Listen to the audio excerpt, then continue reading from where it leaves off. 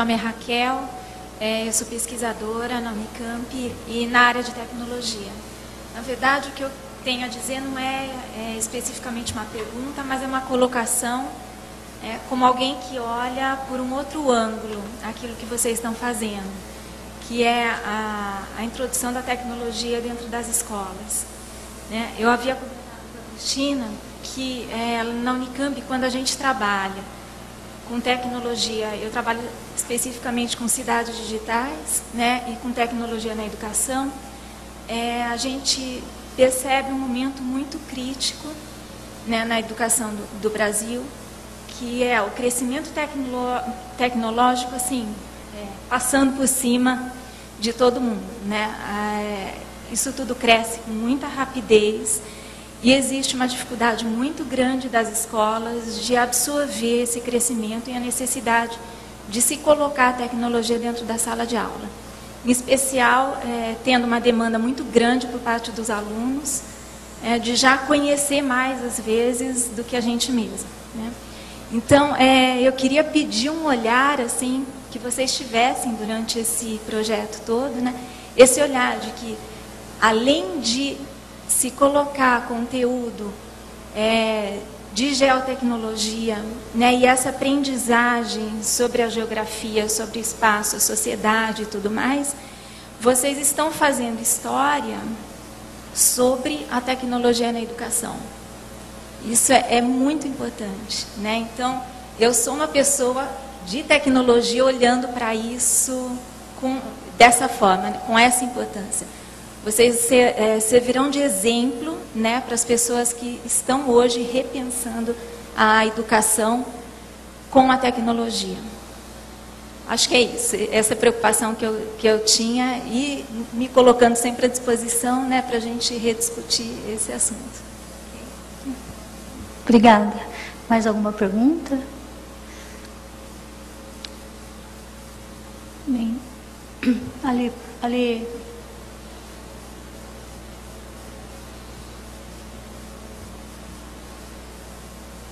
Boa tarde, eu me chamo Ângelo, fui professor da rede municipal aqui em Campinas, alguns anos atrás, professor de História.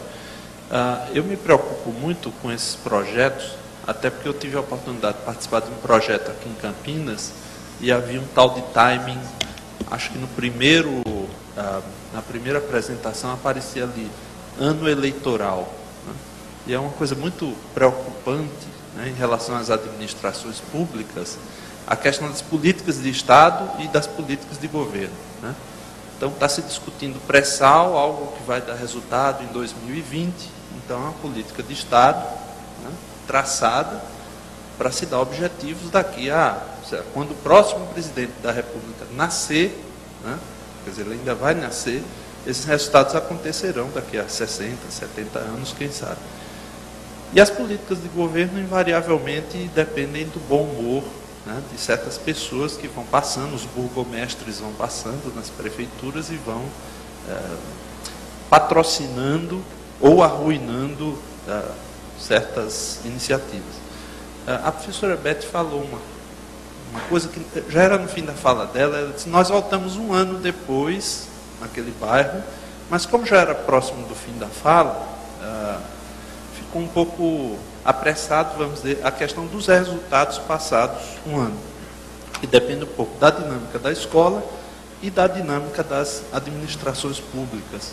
Então, não sei se seria interessante, alguns projetos desses que foram apresentados, no momento que foram feitos, talvez apresentassem resultados, passado algum tempo, se eles se mantiveram, se eles se sustentaram, ou se alguns realmente tiveram solução de continuidade, e os motivos que levaram a superar esse entrave, que é o problema das administrações públicas.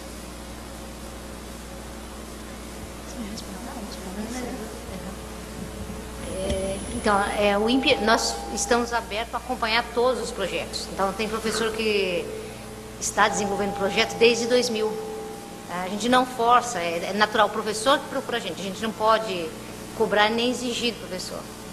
Então, aí depende de cada professor. Tem professor que participa da formação e ele tem dificuldade de desenvolver um projeto porque a diretora não autoriza. Tem escolas que são muito participativas, que elas procuram, acabam vindo com alunos, que nem a professora Dilene do Rio, que fez trabalho com a dengue. Na realidade, o primeiro ano que ela participou lá foi 2003. Então, ela está desde 2003 fazendo acompanhamento e desenvolvendo o projeto com os alunos da escola dela. Então, ela começa com o aluno de quinta série, vai até a oitava série e o aluno vai crescendo e desenvolvendo o projeto, né? Tem até os monitores, que ela chama na escola, que são alunos que começaram na quinta série, que é a escola da quinta e oitava, então na oitava série e serve como monitores para as outras turmas também. Então, nós só damos apoio, né? E sugestões, dependendo da procura do professor. Nós não podemos exigir mais nada além disso. Eu sei que muitos professores dão continuidade, que têm trabalhado dentro da linha que iniciou desde que passou pela formação do INPE. Tem o professor Fernando inscrito, mais alguém gostaria de perguntar? Senão a gente encerra. Então, professor. Boa tarde, meu nome é Fernando. Eu trabalho na Floriano Peixoto e atualmente estou coordenando o curso noturno.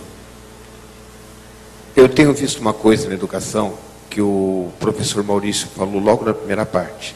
O professor não acredita que o aluno é capaz. Eu vou um pouco mais longe. O professor não acredita que ele é capaz. Eu acho que todo projeto necessita de comprometimento. Aqui, apesar da educação não ter garantido que todo mundo que comece vai continuar, eu acho que dos meus 25 anos de experiência no magistério, não dá mais para ficar acreditando em governo, acreditando. É a hora de acreditar em mim mesmo, eu quero fazer, eu vou fazer, independente do que possa acontecer. Porque senão nós vamos cair num outro ponto que foi colocado aqui pelo professor Maurício, a mesmice. A gente vai estar sempre trabalhando do mesmo jeito, com os mesmos alunos e com as mesmas desculpas também. Então vai ficar difícil. Eu acho que está na hora da gente começar a refletir. O tema hoje foi reflexão, a reflexão individual. Isso atrapalha? Lógico, todo mundo sabe que atrapalha. Mas é impeditivo? Não, não é. E não pode ser também. Eu acho que toda a postura vai depender muito do professor, né? O professor, quando ele está motivado, até para o autocrescimento dele, ele vai atrás, né? E ele se desenvolve, como o exemplo aqui da Vânia, da Sueli, né? Que foram professores que... Eu já vi muitos casos de professores ir participar depois de desenvolver o projeto, a gente convida para participar de jornada de educação, simpósio de censuramento remoto, e eles ficam totalmente emocionados de estar numa comunidade científica, se achando menos. Pelo contrário, ninguém é menos, né? Não é porque ele teve uma condição de percorrer um caminho diferente de um pesquisador que ele não tem o potencial até muito maior do que um pesquisador. E a responsabilidade que ele tem na mão, na formação dessa nova geração é imensa. E detalhe, esse curso do INPE, acho que não precisa ter o microfone, será? É dado em julho, né? Então os professores se dispõem a estar nas férias, né, estudando. E os cursos que eu tenho dado lá no Rio de Janeiro, por conta da gente não conseguir conciliar durante a semana, é sábado. Então os professores estão lá. E geralmente os cursos vão das 8 da manhã às 5 da tarde, durante vários sábados. E olha, dificilmente alguém desiste, viu? Então, assim, são persistentes. E o sábado foi o único dia que a gente conseguiu acomodar a vida de todo mundo, né? O professor que participa, ele vai muitas vezes sem autorização da escola, né? Eu já vi caso de professor que perdeu o dia porque estava numa atividade de formação.